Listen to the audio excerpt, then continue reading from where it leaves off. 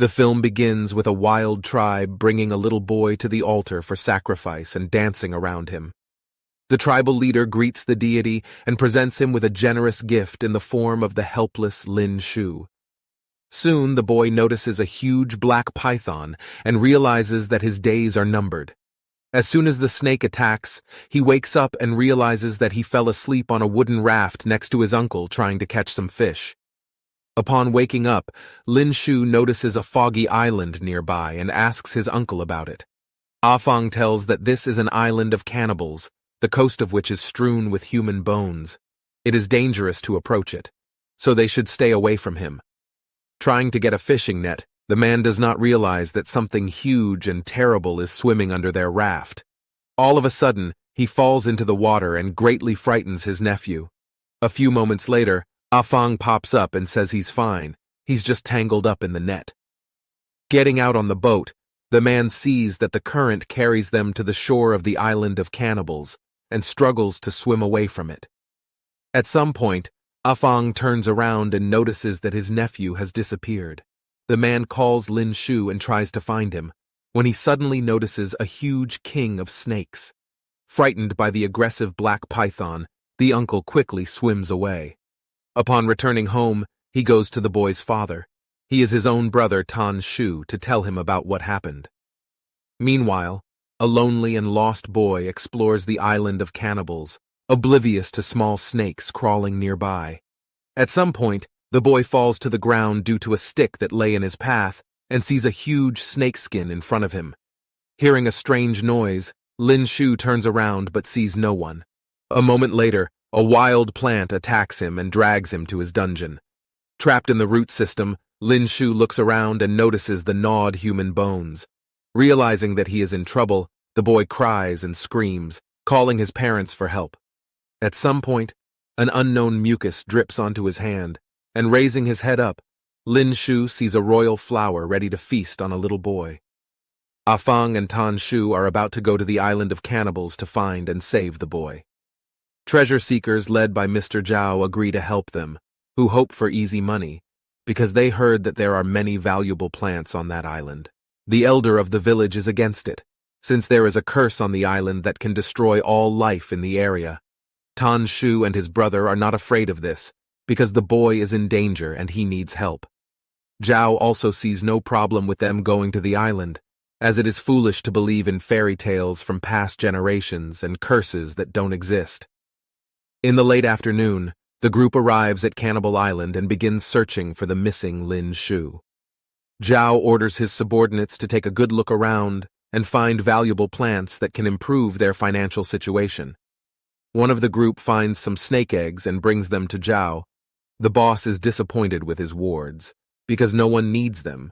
At the same time, he notices a beautiful, bright red flower and orders his ward to cut it down. As soon as the assistant begins to wield a pickaxe, a black snake appears on the spot and takes his life. The group hears the guy's last scream and realizes that something has happened to him. Meanwhile, Lin Shu's mother notices the boy's shoes, confirming his stay on the island. The Snake King attacks the group and they flee. At some point, they get attacked by a living plant and dragged underground. Once in a terrible place, they hear the call of the boy and run to his aid. Meanwhile, Zhao and his assistants see the bones of people, from which aggressive snakes begin to crawl out. They attack the group and force them to flee from here as soon as possible. The easy prey seekers and Lin Shu's family flee. Before climbing out, Lin Shu stops and grabs one snake egg, stuffing it into his bag. At the top, the argument ends as the boy's mother and later Zhao pass out due to the snake bites. Upon returning to their native village, the group asks the doctor to help the victims, but he is powerless. The elder is angry, because he warned about the possible consequences. Upon getting to know that their village is being attacked by hundreds of angry snakes, all the villagers leave to fight them, leaving Lin Shu with his sick mother. Before falling asleep forever, the woman asks her son to love nature and gives him a pendant.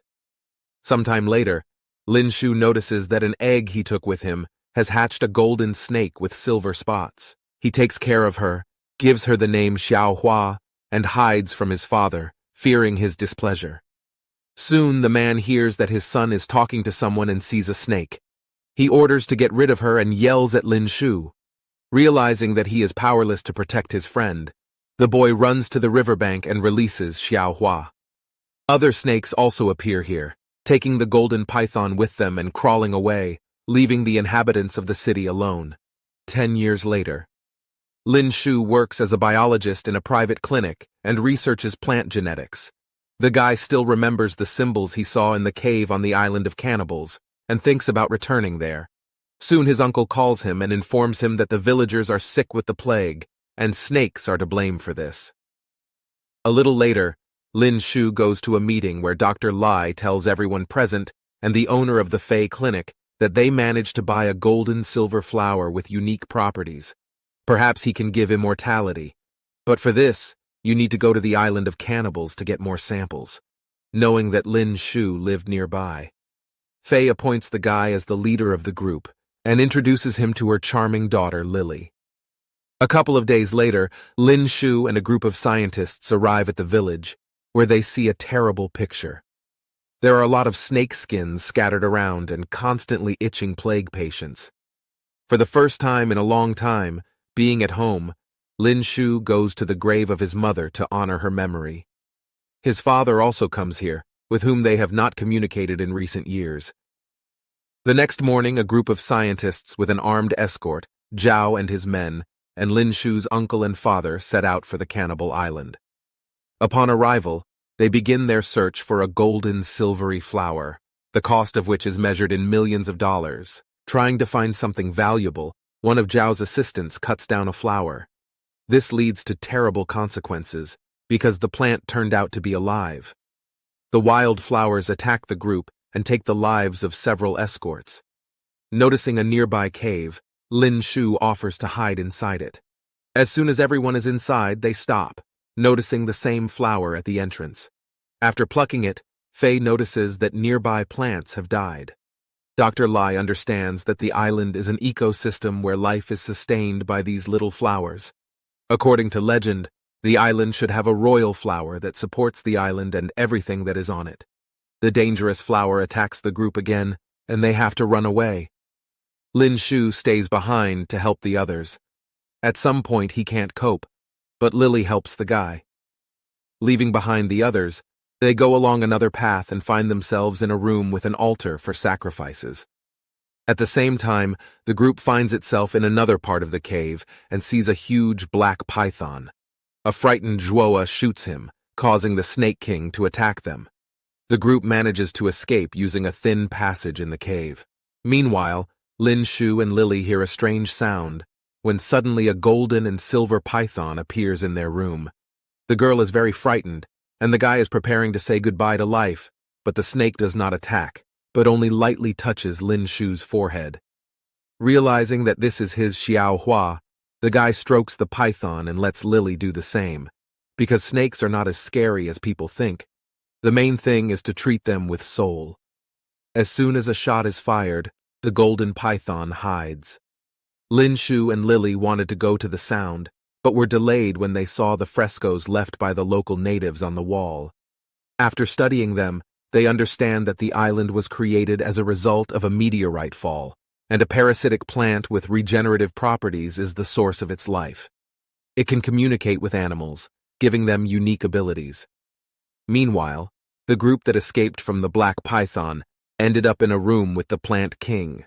The wild flower attacks the trapped scientists, as the Snake King has also found them and is ready to attack.